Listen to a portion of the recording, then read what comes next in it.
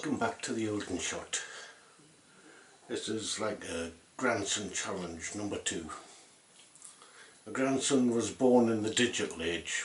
He's 18 and has never used a film camera before a few months ago when he shot with a Minolta autofocus camera. I asked him if he wanted another go, but this time with a manual focus camera, and he was quite keen. So a couple of weeks ago I gave him the Chinon CE-4 with Kodak Tri-X loaded, and I had the Minolta Maxxum 7000 with the same film.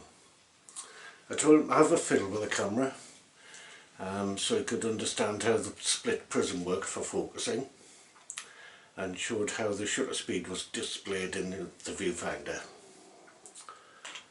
The Chinon 50mm f1.9 was mounted, and the only real instruction I gave him was not to let the shutter speed get below a 60th, and if it did, to adjust the aperture ring a click or two. The shots were taken at Bowlam Lake Country Park a few weeks ago, when I also shot the Olympus compact zoom featured in the early video. After that I had a few frames left over, which I shot in Walton Village Churchyard, and let's see how we got on.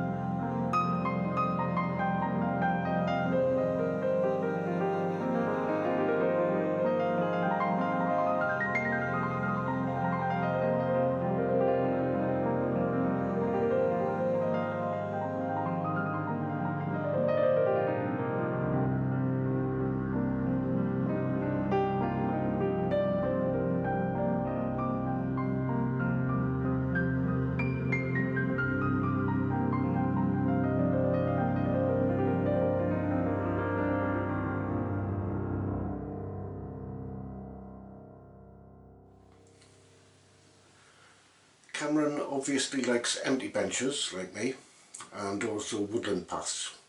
He enjoyed the experience of shooting, and I think he was pleased with the results. I certainly was. He hasn't shown any enthusiasm about film development yet, but that may come in the future.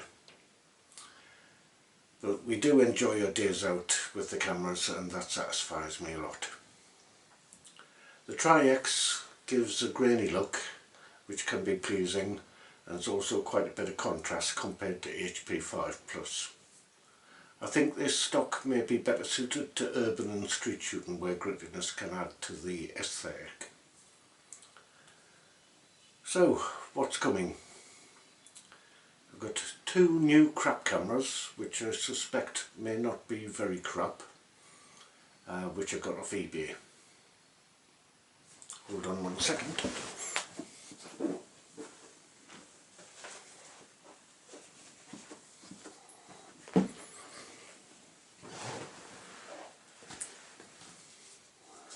first one is a Konica Z-Up 115E, which is zoom compact, and the zoom goes from 38mm to 115mm.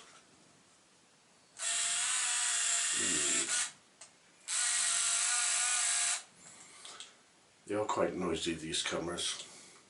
I'll give you the full rundown when I do the video on it. And the other camera, a Pentax SPO 140,